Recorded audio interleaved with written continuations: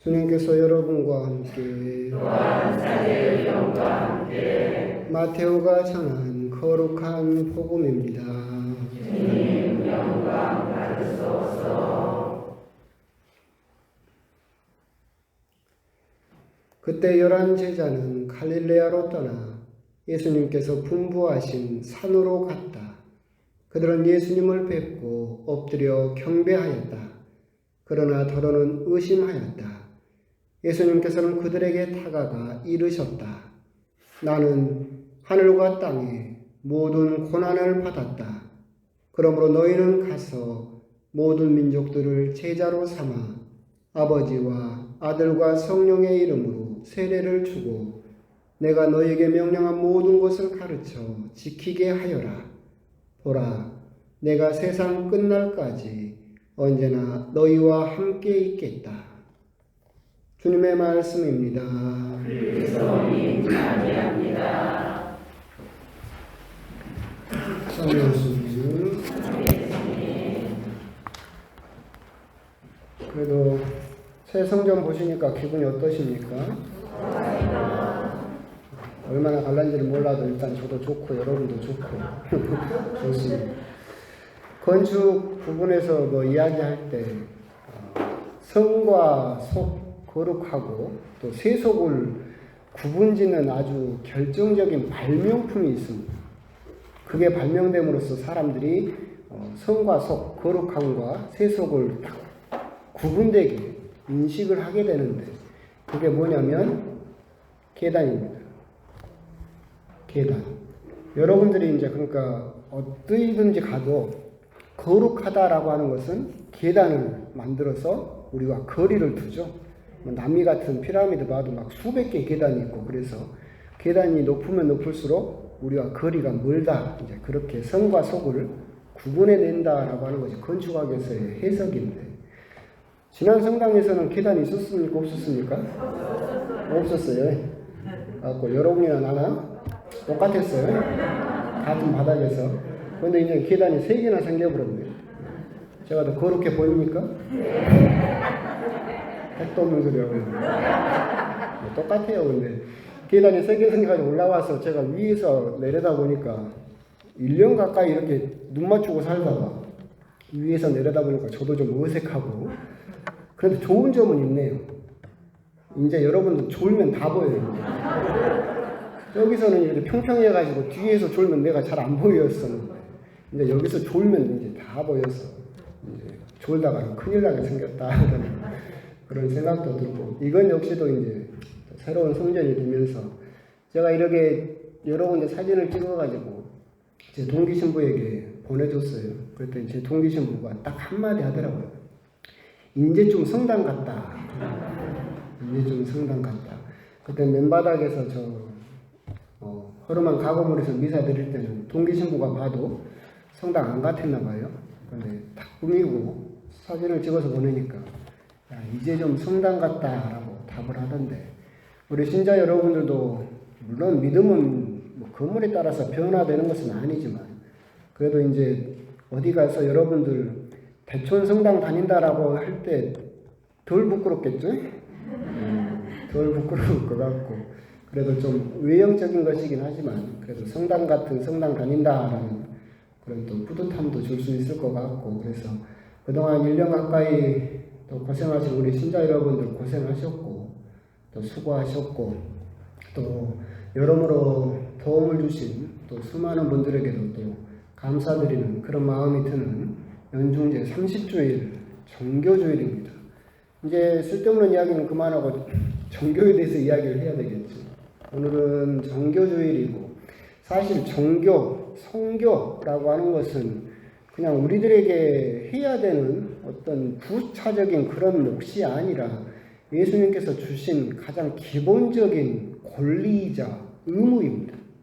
우리들은 의무만을 생각을 하지만 여러분들은 권리까지 가지고 있어요. 오늘 복음에서 예수님께서 말씀하시는 것처럼 모든 민족들을 제자로 삼아 삼위일체의 이름으로 세례를 주고 예수님께서 가르치신 것을 가르쳐서 지키게 해라. 그게 여러분들이 예수님을 알려야 되는 선교이자 정교의 몫이다 라고 하는 것이고, 그래서 오늘 이독서에서도 사도 바오로가 이야기를 하는 것처럼 믿음은 들음에서 오고 들음은 그리스도의 말씀으로 이루어집니다.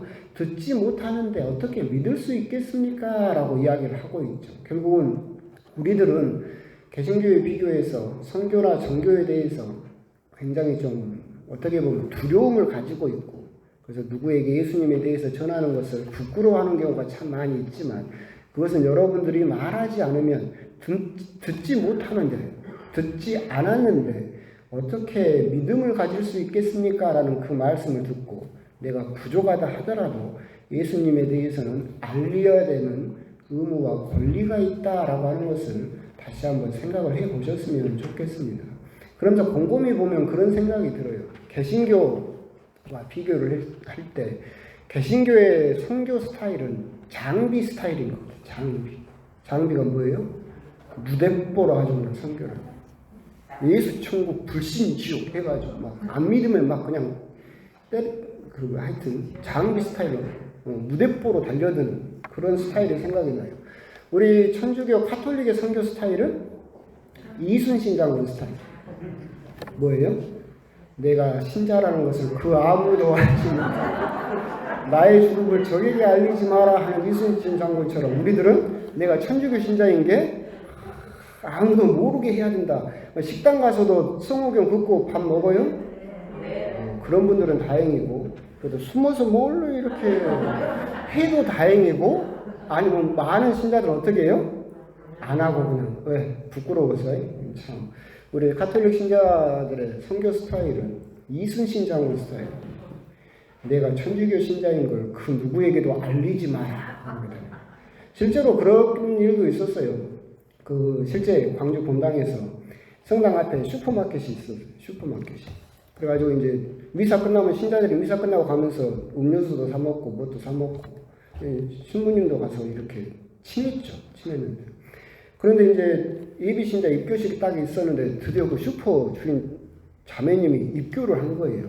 그래서 신부님도 얼굴 알고 그러니까 반가워서 어떻게 입교하시게 됐느냐 그랬더니 그 슈퍼 주인이 하는 말이 성질나서 왔다고. 아니 뭐가 그렇게 성질나 왜 그랬느냐 그랬더니 내가 성당 앞에서 지금 슈퍼를 한 지가 몇 년째인데 신부님도 내가 알고 신자들도 미사만 끝나면 우리 집 들려서 음료수도 사 먹고 그렇게 인사도 가는데 단 한 명도 성당 가자는 말을 안 하더라고요. 그래서 성질나서 내 발로 나왔다고. 실제로. 그러니까 우리도 생각을 해보면 그렇게 친하고 막 해도 입이 안 떨어지잖아요. 예수님 믿으세요. 성당 한번 나와서 이런 말을 저 여러분들은 정말 하지 못하고, 그렇기 때문에 여러분들 어떻게 보면 예수님께서 여러분들에게 주신 그런 의무와 권리를 스스로 포기하고 그냥 나 혼자 열심히 믿으면 된다라는 그런 어떻게 보면 아니라는 생각을 또한 가지고 있는 것은 아닐까. 오늘 정교절 선교주일에 나에게 주어진 그 몫을 여러분들 한번 잘 생각을 해보실 필요가 있습니다. 복음만 보더라도 복음에는 어떻게 보면 총 40명의 환자가 나와요.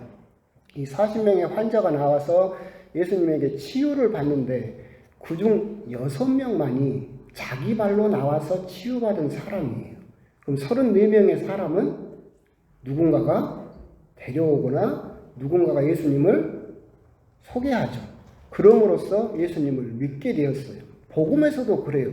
복음에서도 수많은 기적이 있었지만 오직 6명만이 자기 발로 나왔었고 34명은 누군가가 소개를 해줘서야 비로소 예수님을 알게 되었던 것처럼 여러분 역시도 부끄럽다라고 두렵다라고 생각을 하지만 여러분들이 소개를 하지 않으면, 여러분들이 알리지 않으면 그런 마음이 있는 사람도 예수님을 알지 못하게 된다라고 하는 점. 그런데 이렇게 말씀을 들어도 여러분들은 좀 창피하고 부끄럽고 나도 잘 못 사는데 성당 가자고 하면 좀 두렵다라고 이야기를 하시는 경우가 많이 있는데, 그런데 아까 말씀드린 것처럼 선교는 장비 스타일로 예수 천국 불신 지옥, 성당 안 나오면 지옥 가요 이렇게 선교를 하는 것은 아닙니다. 아까 이제 오늘은 주보에는 별거 안 실었는데 주보 밑에 교황님께서 프란스코 교황님께서 하신 건 말씀이 있죠. 선교는 뭐예요? 매력이다라는 말씀을 하죠. 선교는 매력입니다. 그 말씀은 무슨 말이냐면 억지로 끌고 가서 선교가 되는 것이 아니에요.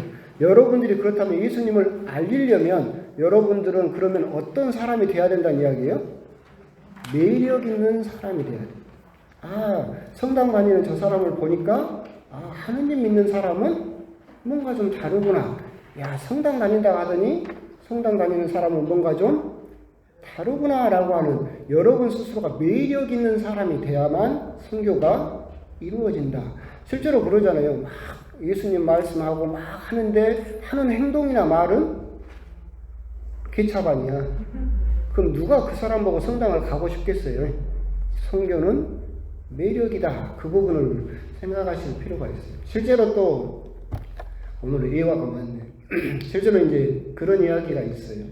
성당에서 그 자매님이 마리아 할머니가 정말 봉사를 많이 해요. 그래서 자원봉사도 많이 하고 가난한 사람들 밥 퍼주는 그런 봉사도 정말 많이 하고 신자들로부터 존경받고 사랑받는 자매님이 계셨어요. 할머니셨는데 근데 그분이 이제 돌아가셨어요. 선종하셨어요. 그래서 신부님과 함께 온 신자가 장례 미사를 치르고 이제 미사가 끝나고 이제 운구를 하는데 신부님이 보니까 그 집 첫째 며느리 그 마리아 할머니랑 같이 살았던 며느리가 신자가 아닌 거야. 그래서 이제 불러다가 권유를 했어요. 우리 마리아 자매님도 선종하고 하셨는데 어머니 기도해드리고 하려면 자매님도 성당 나오십시오. 그랬더니 큰 며느리가 단칼에 저는 성당 안 나갈랍니다. 왜요? 그랬더니 아니 내가 성당 나가서 하늘나라 가면 하늘나라에서 우리 시어머니를 또 만날 텐데 나는 우리 시어머니 또 만나고 싶지 않습니다. 그래서 나는 성당 안 나갈랍니다. 그런 이야기가 있어요. 그럼 그런 걸 곰곰이 보면 어떤 거예요? 그 할머니는 정말 밖에는 정말 봉사도 많이 하고 그럴듯한 모습을 보였어요. 근데 정작 내 옆에 있는 사람에게는 전혀 매력적인 사람이 아니었어요. 오히려 그래서 거꾸로 돼버렸죠. 며느리가 어떻게 하겠다는 거예요? 안 나간다. 하늘나라 가서 우리 시어머니 또 만날 바에 나 그냥 성당 안 나간다고. 그런 농담이 있는 거죠. 농담인지 진담인지는 모르지만 그것은 결국 똑같은 이야기. 선교는 결국 어떻게 돼야 된다? 매력적인 사람이 돼야 된다. 내가 하는 말이나 행동이 주변 사람에게 예수님에 대해서 긍정적인 효과를 주고 있느냐, 긍정적인 모습을 주고 있느냐, 아니면 내가 하고 있는 말과 행동이 그냥 예수님을 깎아내리고 저런 사람도 성당 다니네, 성당 다닌다고 해봤자 다른 사람하고 똑같다 라고 해버리면 여러분들은 예수님을 부끄럽게 만드는 사람이다. 결국 예수님께서도 복음에서 그렇게 말씀하셨잖아요. 너희가 나를 부끄러워하면 하늘나라에서 하느님 아버지와 천사들 앞에서 나도 너를 부끄러워하겠다. 내가 예수님을 부끄럽게 만들면 하늘나라에서도 예수님은 우리를 부끄러워하게 될 것이다. 결국 그런 부분을 생각하셔서 오늘 선교주일, 정교주일에 정교, 예수님을 알린다라고 하는 것이 어렵고 두렵고 꺼려진다라고 생각이 들 때 그렇게 너무 어렵게만 생각하지 말고 한 가지만 생각을 하면 되겠다. 나는 과연 매력적인 사람인가? 나를 보고 주변 사람들이 예수님에 대해서 긍정적으로 생각을 하고 나를 보고 주변 사람들이 과연 성당 나올 맛이 나겠는가? 그 부분을 우리들이 한번 곰곰이 묵상을 해보실 필요가 있겠다라고 하는 겁니다. 오늘 선교주일 복음을 묵상하시면서 나는 과연 하느님과 그리고 내 옆에 있는 가족들과 가까운 사람들에게 과연 복음적으로 매력적인 사람인가? 그 부분에 대해서 한번 곰곰이 묵상을 해보셨으면 좋겠습니다. 아멘.